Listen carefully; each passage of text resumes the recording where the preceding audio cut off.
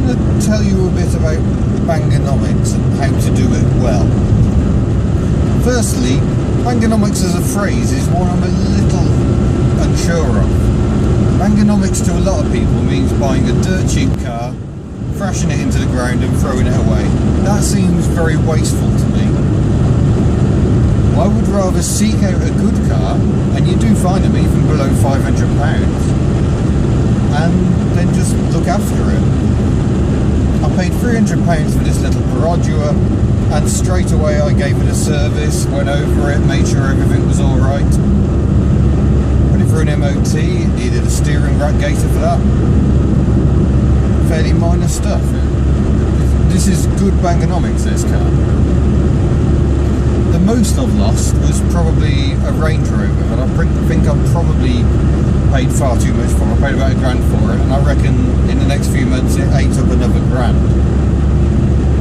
I didn't do very well there. That was one I shouldn't have bought. I mean, everything was wrong about that car. It was a V8 automatic. It had been converted into a diesel manual. It was even the unpopular VM turbo diesel. And as I discovered when I took the dashboard out, that conversion was largely done with Scotch locks and budget wiring. It was a complete mess. I shouldn't have gone near it. It was bloody awesome off-road there. Now, good Bangernomics means being fussy. I know there are people selling cars under £500 who complain that people ask about the service history and when the cam belt was last done. But a cam belt is quite a big job. So if that's due on a car that costs less than £500, then your bargain's not looking like a bargain. And sure, you could take a chance on it and just use it and hope the cam belt doesn't snap. But if it does, at the very least you've got the inconvenience of the engine destroying itself and not going any further. And then you're stuck with a car that doesn't work. I would rather get the cam belt done, and that's what I did on my Citroen XM. I paid £375 for that car. I probably spent another £200 getting some welding done and a few minor jobs, and about 6 months later I had a cam belt done on it. That cost me another £200, I think. So in a year's worth of motoring, my entire servicing costs were less than £1,000, so far less than the depreciation on the newer car. And, dare I say it, that car has been unerringly reliable as well, over 11,000 miles. Good Bangernomics. I was very lucky with the XM as well. I bought when prices were as low as they were ever going to get. I paid £375 for a car that you really struggle to buy for less than £500 with an MOT now. That's another knack, and it's not one I excel at. It's buying just before the prices go up.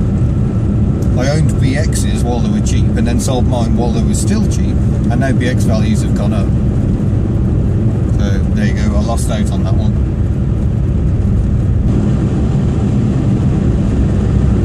The biggest problem is you do have to wade through a complete sea of crap.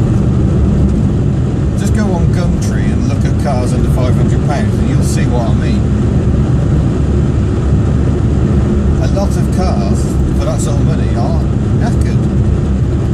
Consider the type of car as well. The Perodua Nippa, I knew a lot of them were owned by old people who tended to keep them in the garage and not drive them very often.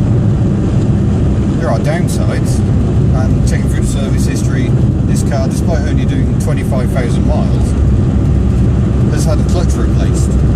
Dare I say, some old people not very good with clutch control. But the bodywork's immaculate because it was garage for so long.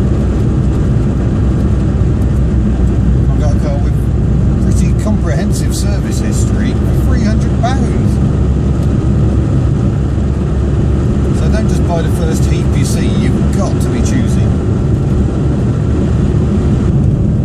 Generally though, Bangernomics is great for me. My biggest worry is that really post 2000, 2001, when this car was built, complexity of cars did go up rather a lot. It just means there's more to go wrong, and it means things can be very problematic to fix.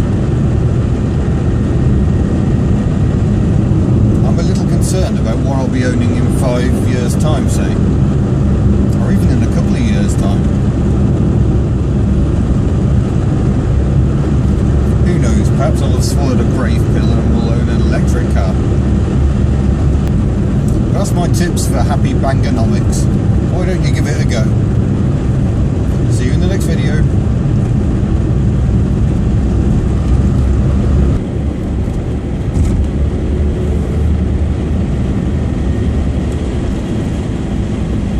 Oh, look at that. I've only got 847cc and I'm being held up by a BMW and a Mercedes.